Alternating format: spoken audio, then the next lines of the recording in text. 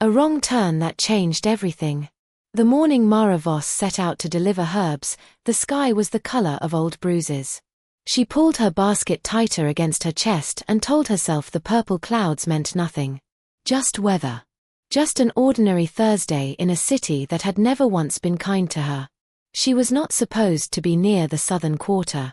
Her usual path took her straight through the merchant lane, past the baker, past the cobbler, and directly to the apothecary on Reed Street, where old Master Holt would pay her 3 copper coins for a bundle of dried sage and 2 for fresh rosemary. It was not much. It was never much. But it was enough to keep her and her sister Dara fed through the week, and that was all Mara had ever asked of any day. But the merchant lane was flooded. A broken pipe, someone said. The whole street was ankle-deep in brown water, and the guards at the corner were waving everyone south with irritated hands. So Mara went south. The market that had no name. She smelled it before she saw it. Something sour and animal and deeply wrong, layered beneath the scent of torch smoke and unwashed crowds. She kept her eyes down, her steps quick, her basket pressed flat against her stomach as though it could protect her from the sounds rising around her. There were voices bargaining in low tones. There was laughter that had no warmth in it. There were other sounds she chose not to examine. She was almost through. She could already see the mouth of the alley that would take her back north toward Reed Street. Just a few more steps. Then she heard it. A sound that did not belong to any creature she had ever known. It came from somewhere to her left, deep and raw and full of a pain so old it seemed to have weight. It was not a howl. It was not a scream. It was something that lived between the two, a sound that reached inside her chest and pulled. Her feet stopped before her mind made any decision. Golden eyes in a rusted cage. She turned. The cage sat on a wooden cart at the edge of a small crowd. It was far too small for what was inside it. The bars were rusted orange and the floor of the cage was dark with old stains Mara did not want to name. And inside, crouched low because the ceiling gave him no choice, was the largest wolf she had ever seen. His fur was black. Not the soft black of charcoal or shadow, but the deep absolute black of a night with no stars. It was matted in places, torn in others, and across his back and shoulders she could count a dozen wounds in different stages of healing. Someone had burned marks into his skin along his left foreleg. The iron muzzle clamped around his jaw was fitted so tightly that thin lines of blood had dried along the edges where the metal bit into his face. But his eyes. His eyes were gold. Not yellow, not amber, but true gold, warm and lit from within, and when they found her face in the crowd they did not look away. Mara had expected the eyes of an animal. She had expected blankness, or fear, or dumb animal rage. Instead she found something that made her breath catch in her throat and her basket slip in her grip. She found a mind. She found pride worn down to its last thread. She found suffering that had not yet managed to kill dignity. She stood there staring and the wolf stared back and the crowd noise faded to nothing around them. Everything she had ever saved. The auctioneer was a short man with a performer's voice and the eyes of someone who had long ago decided that certain things did not count as cruelty if money was involved. He struck the cage bars with a wooden rod as he spoke, and the wolf did not flinch, which told Mara more than any words could have. Captured in the deep forest, the man was saying. Took 8 men. 3 of them won't be working again. Perfect for fighting rings, perfect for sport, a once-in-a-generation specimen. The bidding began. Mara's hand found the inside pocket of her coat where the small cloth pouch lived. She touched it without thinking. 4 years of copper coins and careful skipped meals and winters where she had worn 2 coats at once to avoid buying firewood. 4 years of telling Dara that one day they would have enough to leave this city and find something quieter and safer somewhere further north. The pouch held exactly 340 coins. She had counted them the night before, as she did every few weeks, the way some people check that a door is still locked.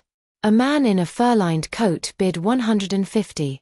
Another countered with 200. The auctioneer's voice rose with professional excitement. The wolf's golden eyes had not left Mara's face. She was not a romantic. She was not a fool. She had grown up in the kind of poverty that burns sentiment out of a person early and replaces it with practicality. She knew that she could not save every suffering thing in this city. She knew that what was happening in this market happened every day and would continue happening long after she was gone. She knew all of this. The bid that broke her open. 280, the furcoat man called. Mara opened her mouth. 300, she said. Her voice came out steadier than she felt. The crowd turned. The auctioneer blinked. The furcoat man looked at her the way wealthy people look at inconveniences and then laughed and shook his head and turned away. Not worth his pride. Sold, the auctioneer said, sounding almost amused. To the herb girl in the brown coat. She stood there holding her empty purse. The wolf lowered his great head, just slightly, and something passed across his golden eyes that she could not name. It was not gratitude. It was older than that. It was recognition, as though some part of him had been waiting, for a very long time, for someone to simply see him. Mara squared her shoulders, tucked the key the auctioneer pressed into her hand into her pocket, and went to collect the creature she had just bought with everything she owned. She told herself it was only because she could not bear to watch suffering when she had the means to stop it. She did not yet know that some choices remake a person entirely. She did not know that the chain around the wolf's neck was not iron at all but something far older. And she did not know that before the week was out, she would be kneeling across from a man who was also a king, in her tiny cottage that smelled of rosemary, while outside Lord Brennan's soldiers hammered at her door. She only knew that the wolf walked beside her through the streets with a kind of wounded grace that made her throat ache, and that when he looked at her, she felt, for the first time in years, like something more than invisible. A night that refused to stay quiet. Mara did not sleep. She told herself it was because the wolf was too large for her small cottage and his breathing filled every corner of the room in a way that made sleep feel dangerous. She told herself it was the cold, or the thin mattress, or the wind coming through the gap beneath the door. She told herself many things as she lay in the dark listening to the slow, careful rhythm of the creature settled on the floor beside her fireplace. But the truth was simpler and stranger than any of those reasons. She could not sleep because every time she closed her eyes, she saw the markings on the chain. She had noticed them first when she was filling the clay bowl with water for him, the firelight catching the metal at a low angle that revealed what the grime and rust had hidden. Symbols pressed deep into every iron link, small and deliberate and nothing like the crude work of a blacksmith. They curved and crossed in patterns that reminded her of something, though she could not say what. Old things. Things her grandmother had drawn in the margins of letters before Mara was old enough to read them. She had said nothing about it yet. The wolf had drunk his water, eaten the cold root vegetables she had offered with an expression of such restrained dignity that she almost apologized for not having meat, and then settled near the fire as though conserving what little strength remained in his wounded body. She had watched the rise and fall of his ribs until her eyes grew heavy. But sleep would not come. So instead she lay very still and thought about the markings and tried to remember where she had seen their shape before. What elder Senna knew? Dara arrived at first light, as she always did on Fridays, bringing bread from the market and whatever gossip the baker had offered along with it. She opened the cottage door, took 3 steps inside, and stopped so completely that the bread slipped from her hands and landed on the floor without her noticing. The wolf raised his head and looked at her. Dara looked back. Then she turned to Mara and said, in a voice that was impressively calm given the circumstances, "I have questions." Mara told her everything. Dara sat at the small table with her hands wrapped around a cup of weak tea and listened without interrupting, which was unusual enough that Mara found it more unsettling than the wolf's presence. When Mara finished, Dara was quiet for a long moment. Then she said, "You need to go and see Elder Senna." Mara had been expecting many responses. That was not one of them. The old woman on Willow Lane? Dara, she's half blind and people say she talks to walls. People also said that Wolf was just an animal, Dara said simply, looking across the room to where he lay watching them both with those impossible golden eyes, and you didn't believe that either. Mara went to see Elder Senna. The old woman lived in a house so narrow it seemed to have been squeezed between its neighbors as an afterthought. Mara knocked and waited and knocked again. When the door finally opened, Elder Senna stood behind it wrapped in 3 shawls, her eyes filmed white with age, her face a landscape of wrinkles that all seemed to point toward her mouth, which was already curved into a knowing expression before Mara said a single word. "I wondered when you'd come," the old woman said. "I dreamed about the chain 3 nights ago. Come in then. Take your boots off. I don't want mud on my floor." The story the chain carried. Elder Senna made tea that smelled of things Mara couldn't identify and set 2 cups on the table between them with the confidence of someone who had no difficulty seeing. Then she folded her hands and told Mara a story that rearranged everything Mara thought she understood about the world. 7 months ago, she said, the Ironwood pack had a king. His name was Kael. He was not a gentle king in the way that stories make kings gentle. He was not soft-spoken or given to mercy as a first instinct. But he was a just king. He protected his people with the kind of ferocity that only comes from genuinely believing they are worth protecting. And he was feared, as alpha kings are, but not hated. Lord Brennan had hated him anyway. Brennan was a human nobleman with old money and older ambitions and a particular resentment for the wolf packs that held territory he wanted. He had spent years looking for a weakness in Kael's defenses and found none. So he had stopped looking for a weakness and started looking for something darker. What he found was a curse. Very old. Very specific. It required a willing hand, a chain forged in cursed iron, and a moment of betrayal. Brennan had provided all 3 through a member of Kael's own council who had been bought with promises Mara didn't ask Elder Senna to detail. One night Kael had been ambushed, chained, and stripped of his human form. The curse locked him inside the wolf permanently. Not dead. Not free. Trapped. The chain, Elder Senna said, was the lock. As long as it stayed around his neck, the curse held. Mara stared at her tea. "How does it break?" The old woman smiled. It was not a simple smile. "That is where it becomes interesting," she said. Brennan designed the curse to be unbreakable. He was proud of that. He thought he had been very clever. She paused. But he made one mistake. He did not account for genuine care freely given. The curse requires that Kael be purchased, controlled, owned. The moment someone with no motive beyond simple human kindness removes the chain of their own choosing, the logic of the curse collapses. Mara was quiet for a long moment. "He was at auction," she said slowly. "Brennan put him at auction on purpose. So that whoever bought him would always be an owner. Always a captor. The chain would never come off because anyone who had him would have paid for him and therefore wanted something from him." "Yes," Elder Senna said. "But I don't want anything from him." "No," the old woman agreed. "You don't, do you?" What the markings said. Mara walked back to the cottage faster than she had walked anywhere in years. She pushed open the door and crossed the room and knelt on the floor in front of the wolf without taking her coat off. He lifted his head and watched her with those ancient gold eyes. She reached for the chain.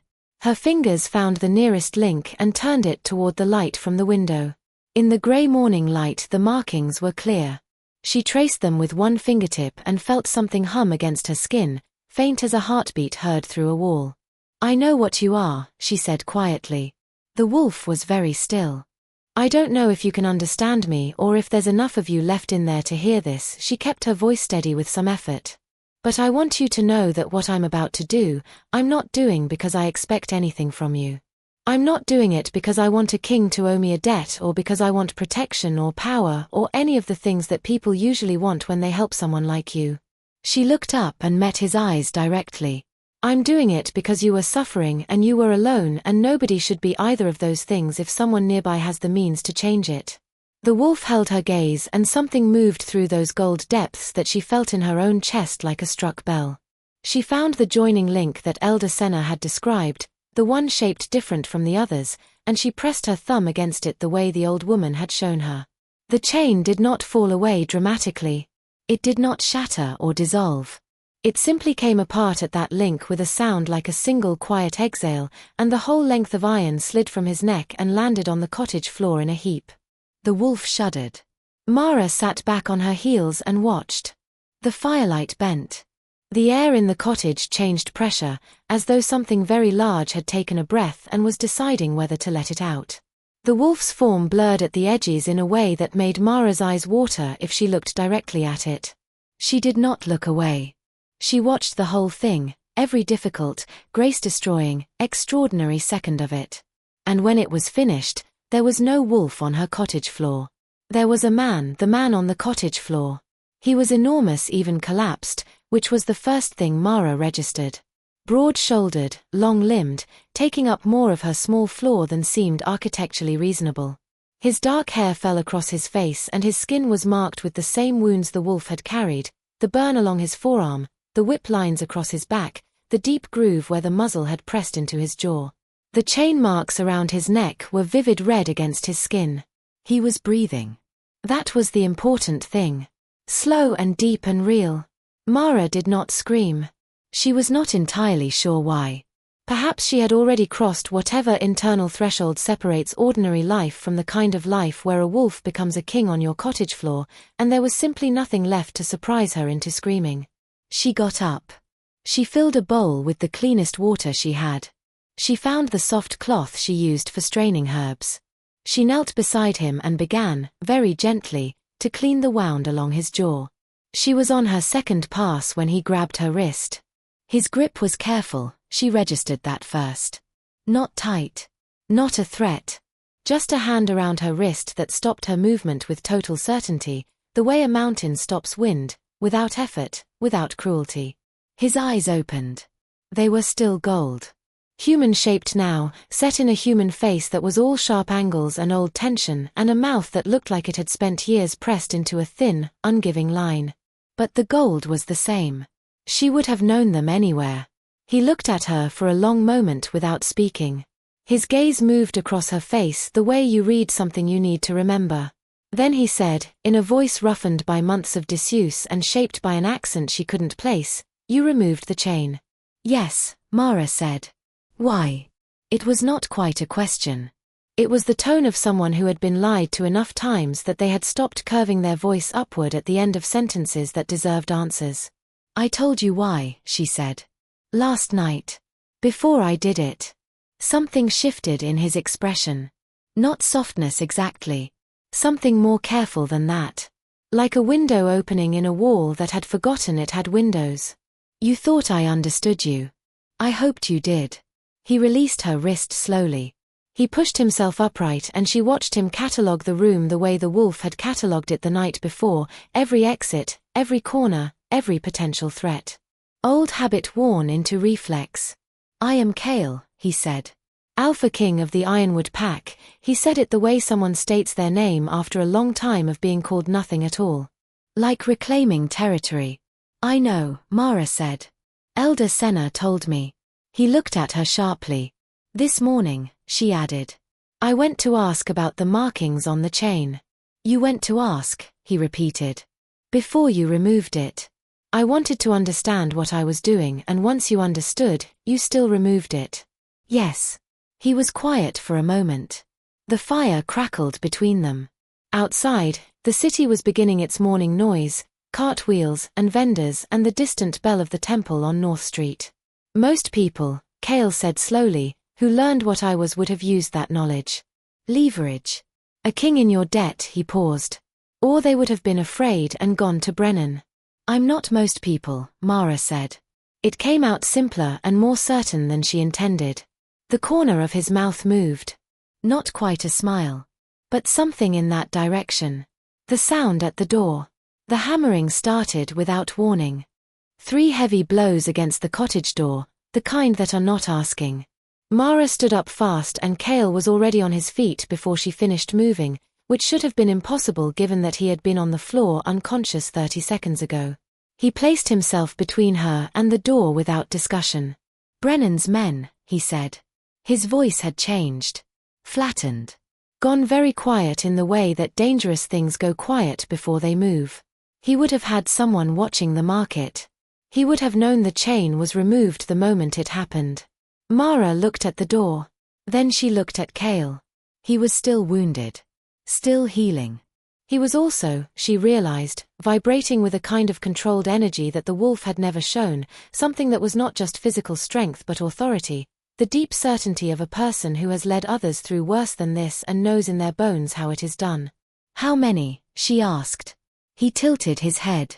listening in a way she suspected was not entirely human. 4 outside. 1 watching the back. He glanced at her. You should go to your sister. Dara's not here. Good. I'm not leaving, Mara said.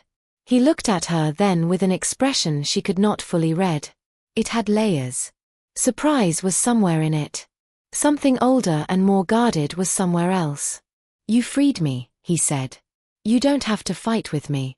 I know I don't have to, she said. That's the point. Another round of hammering. A voice outside saying something about Lord Brennan's authority and lawful reclamation of property. Kael's jaw tightened at the word property. Stand behind me, he said. Stand beside you, Mara corrected. A pause.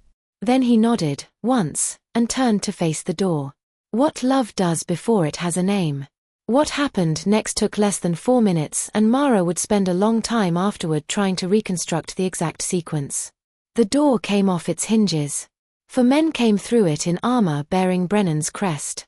Kael moved through them with a speed and precision that was somewhere between human and something older than human, and Mara stayed beside him, using the only things she had, her knowledge of the cottage, the boiling kettle she swung at the first man who reached past Kael toward her, the heavy iron bar she grabbed from beside the fireplace.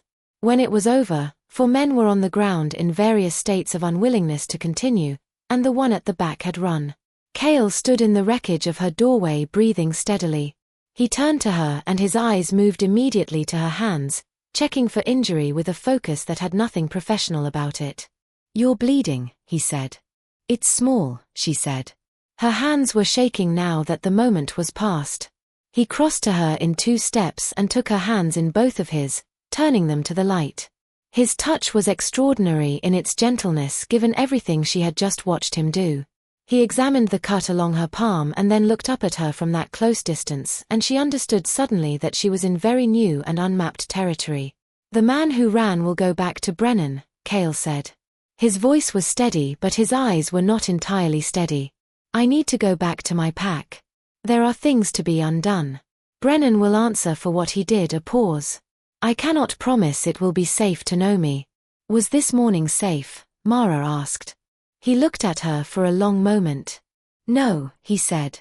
Then we're already past that conversation, she said. Something broke open in his expression then. Not dramatically. Quietly. The way ice breaks in early spring, not all at once but in a slow, inevitable unlocking, piece by piece, until the water underneath is moving again. Mara Voss, he said. Her name in his voice sounded different than it had ever sounded anywhere, like something being kept carefully.